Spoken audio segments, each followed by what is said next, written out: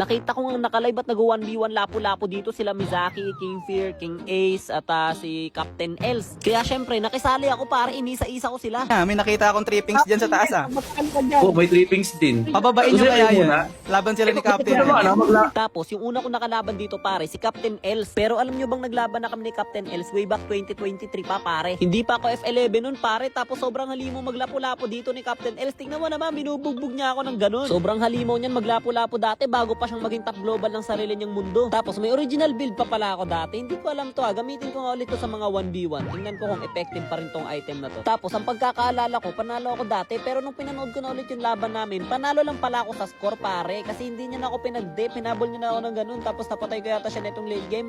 Pakak, boom, boom, barang. Ayun, nanalo ako sa score pero talo ako sa push. So, hindi ko alam kung sino talaga yung panalo. Pero ngayong rematch namin, parang wala na akong nararamdamang oras sa kanya. Parang napaglumaan na siya ng panahon wala na siya sa prime niya Parang gusto ko makita ulit yung dating lakas niya pare. Pero sa bagay, kahit ako rin naman feeling ko nga mas malakas pa rin ako dati kaysa sa sarili ko ngayon Kasi dati talaga pare, mas batak talaga ako dati maglapo. Wala akong pinipili, wala akong sinisino. Si Mizaki lang nakakatalo sa akin simula pa dati hanggang ngayon pare. Hindi na ako nakakaramdam ng kaba pag yung kalaban ko si Captain Els. Gusto ko ulit makalaban si Captain Els kapag malakas na ulit siya maglapo-lapo. Kaya naman yung laban na to, hindi ko bibilang. Dapat tabla pa rin tayo pare. Mag-rematch tayo ng totoo kapag malakas ka na ulit. I will come back for you. Tapos si King Ace lang naman yung pangalawang kalaban ko. Kaya ineme-eme ko na lang yung emblem ko. Kasi eme-eme lang din naman yung kalaban ko Kung usapang ora lang pare, si King Ace yung may pinakamahinang ora sa kanilang lahat na naka-live doon. Kapag nakakalaban ko si King Ace pare, feeling ko nadadagdagan lang ng isa yung mga minion Kaya hindi ako nakakaramdam ng kahit anong kaba. Tingnan mo pare, kahit kabula-bulin pa ako niyan, hindi ako mapapatay niyan.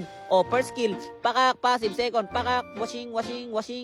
Si King Ace kasi pare, bago pa to pare, baby pa to baguhan pa lang to Kasquad ko yan, alam ko may hero niyan, hindi talaga lapo-lapo may hero niyan, eme-eme lang kayo niyan. Tapos sunod yung kalaban, si King Fear, siguro kakabahan pa ako kung yung gamit niya Tamus or Alpha pare, pero wala nakalapo, hindi naman naglalapo yan, kaya ineme ko ulit yung emblem ko. Malakas to si King Fear pare, duda nga ako, kaya ko talunin yung ano niyan yung Tamus yan pero ibang usapan na kapag lapo to lapo lang yung labanan Feeling ko kahit maglapo or Yuzong ako, hindi ko kaya talunin yung Tamus niyan, pero hanggang Tamus lang yan. Tas eto na yung panghuli kong kalaban pare, final boss si Mizaki. Syempre matino na sa akin lahat, matino emblem ko, matino item ko. Isipin mo pare-parehong lapo lang naman yung mga kinalaban ko, pero pagdating kay Mizaki wala talaga pare, may aura talaga siya Kasi pag binanggit mo yung salitang lapo-lapo pare, aminin mo man o hindi, ang unang papasok sa kukote mo si Mizaki pare, ganun siya kalupit. Kaya nga sinasabayan ko siya pare, hindi ako nagpapa-aura sa kanya kasi kapag naka-early sa'yo yan, wala na, di ka na makakalabas ng base. Pero ang halimo talaga sa taong to pare, nagamit niya ng matino yung passive niya. Tingnan mo na mamagnet o nasusundan niya ako ng ganun, ng daya naman. At ang mas malala pa doon pare, mas mahinang Mizaki pa yan. Kapag nakita niyo yung dating Mizaki, mas halimo yun pare. Ang hirap talaga nung talunin. Parang gusto ko tuloy magbatak ulit ng lapu-lapu tapos hanggang sa matalo ko lang si Mizaki. Yun lang yung gagawin kong pare, yun lang yung gagawin kong goal sa buhay. Kaya Captain Els, magpalakas ka ulit. Magpapalakas din ako, magpalakas tayo parehas. Dapat isa sa atin yung tatalo kay Mizaki.